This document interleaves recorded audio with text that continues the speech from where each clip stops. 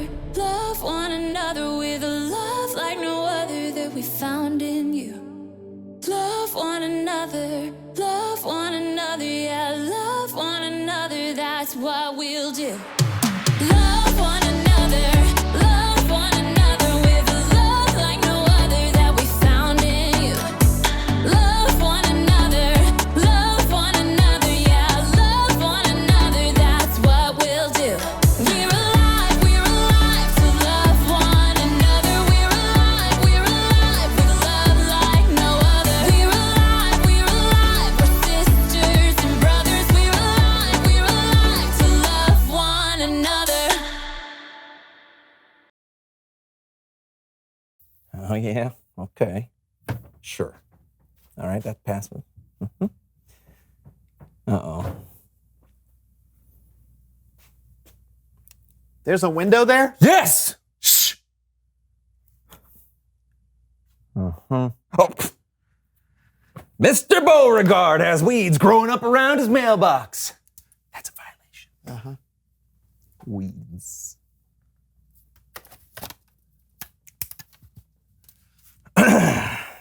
What are you doing? Neighborhood watch! Shush! Oh, look at that. Miss Franklin's walking her dog without a leash. Doesn't she know how dangerous that is? Danger. Oh, what? Longbeard Carl has mismatching flower pots? Unbelievable.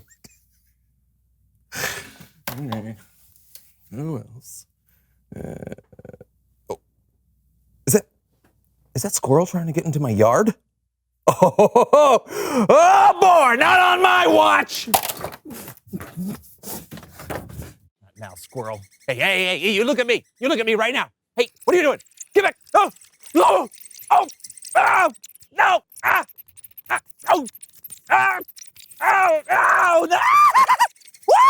No, get back.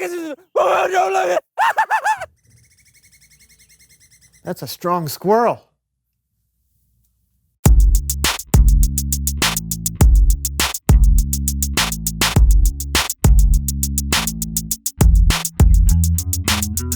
Hey everybody, I'm Brandon. I'm John. You're watching the So and So Show. And John is watching his neighbors. I knew something fishy was going on. What do you see? Well, I see strangers, a moving van, people moving boxes in and out of the house next door. Sounds like you have some new neighbors moving in. New neighbors. Yep. What do I do? What do I do? This is a big deal. You could go meet them after we finish the show. I can't just walk over there and talk to them. I have to bring something, do something, be a good neighbor. Sounds like you're putting a lot of pressure on yourself. No, I'm not. I just want to be a good neighbor. Oh. Okay, maybe we need someone to help us. Please welcome. Someone who knows stuff. I'm Melinda Manners.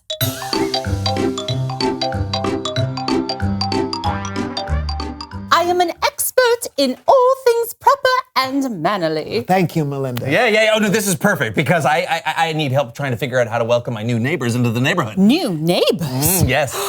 Oh, now, this is a big one. Yeah. I'll need to consult my great-great-grandmother's handwritten handbook, The Manners Book of Manners.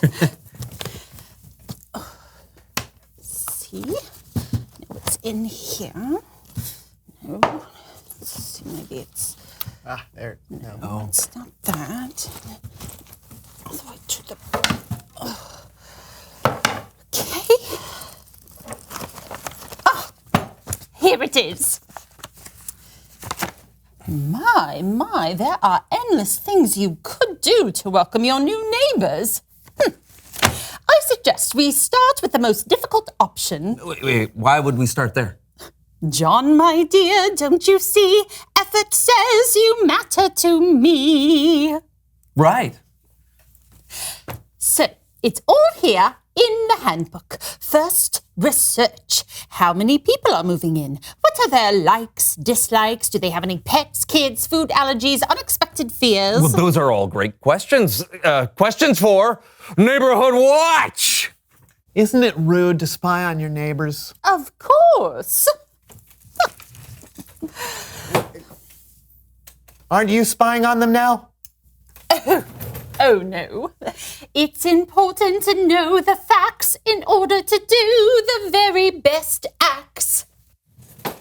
What do you see, John? Let's see. 1 adult, 3 children, 2 dogs. 1 soccer ball, 2 flower pots. Ooh, a very large bag of birdseed. Ah, nice work, John.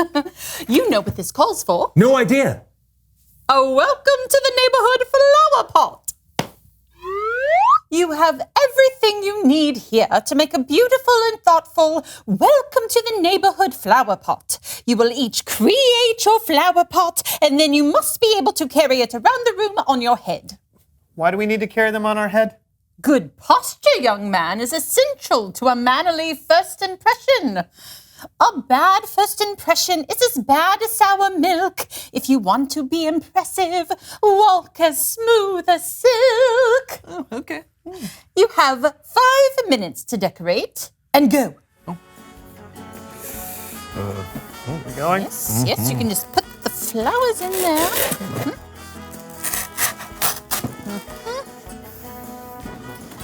Okay. Don't forget to add the candy. Oh, right. Oh, I thought this Save was room for the me. Candy? No. Butter goes on the flower. Yes, so birds are really attracted to the peanut butter and the seed holds its own. Nice, very nice. Yes. You're just... Oh, you are very good at this. You have done this before, sir, I'm sure. Yes. Beautiful work, yes.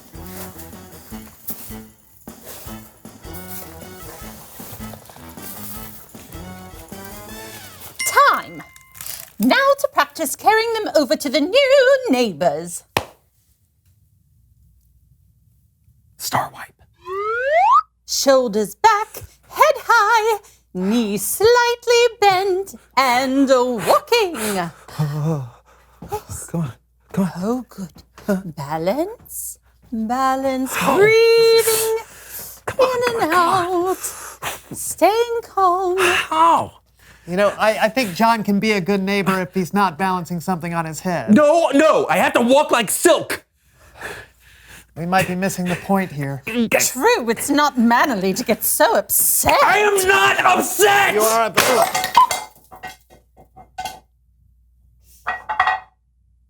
It's Bible story time with Kellen.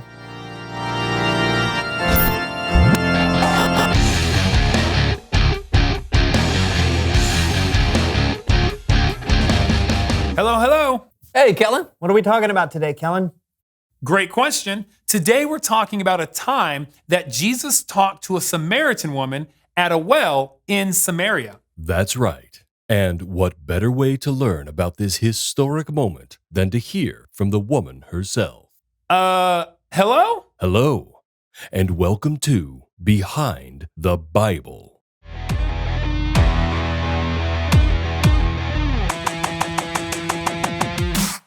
Jesus and his disciples were traveling through Samaria. Jesus, tired from his journey, sat down at a well while his disciples went into town to buy food. While he was sitting there, a Samaritan woman came to draw water from the well. It was the middle of the day, and he was just sitting there by himself. All I knew about him is that he was Jewish, and Jews did not talk to Samaritans. Plus, I'm not exactly the person people liked to talk to. Back then, most people just ignored me or were mean to me, so I wasn't gonna say anything. Just to be clear, that was not the real woman from Samaria that Jesus talked to. This happened a long time ago before cameras were invented. I think the people watching already know that. I know, I just want to make sure. Can you let me do my job, please? Oh, sure. Jesus asked the woman if she would give him a drink. Of course I was surprised when he asked. I was surprised he was even talking to me. I asked him how he could ask me for a drink when he was a Jew and I was a Samaritan woman. And he said, and I'll never forget this, he said, "You don't know who is asking you for a drink. If you did, you would have asked him. He would have given you living water." Sounds crazy, right? I mean, how could I ask him for a drink?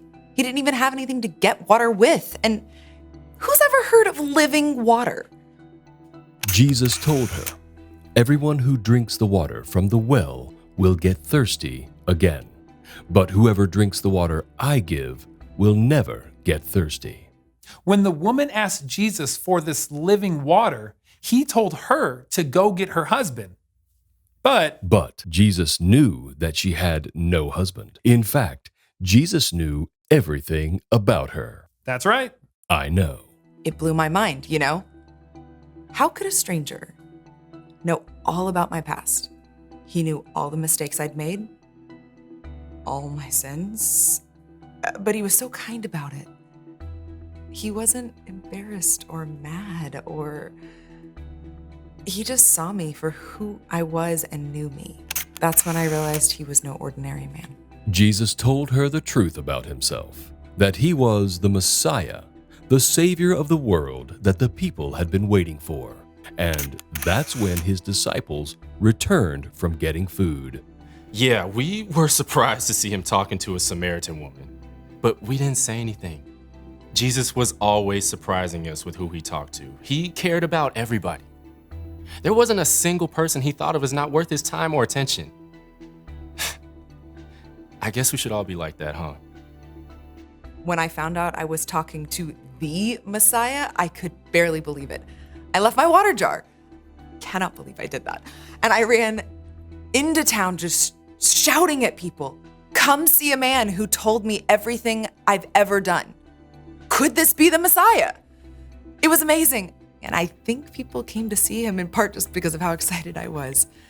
They wanted to see for themselves what I was talking about. It was like the whole town came up to see Jesus. They begged him to stay with them, so we stayed there for 2 days. And so many people believed in him. They believed in Jesus as the Savior of the world. It was incredible. That day changed me. He changed me. I won't ever be the same again.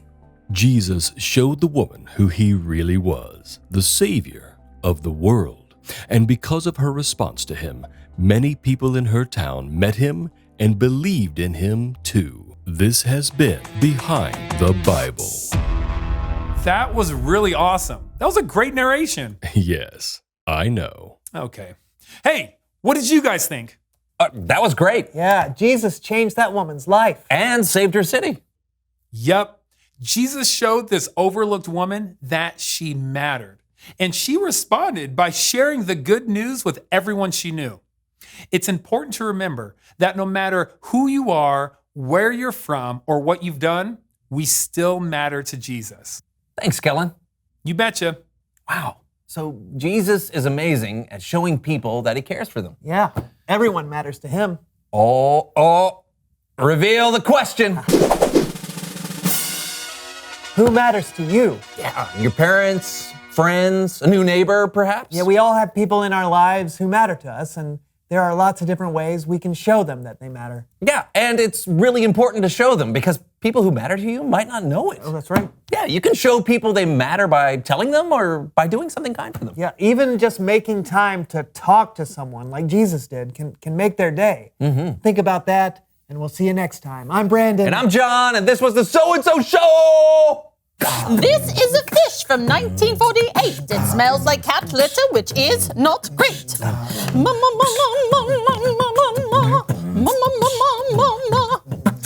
This is a dog bone halfway chewed.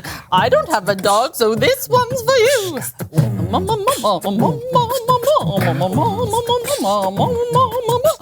Everybody likes freshly baked goods.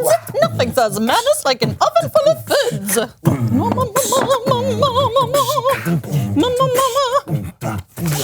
manners book of manners. The manners book of manners. The manners book of manners. Book of manners. Book of manners. Mama manners. Mama manners. Mama manners. Now bring it home, boys.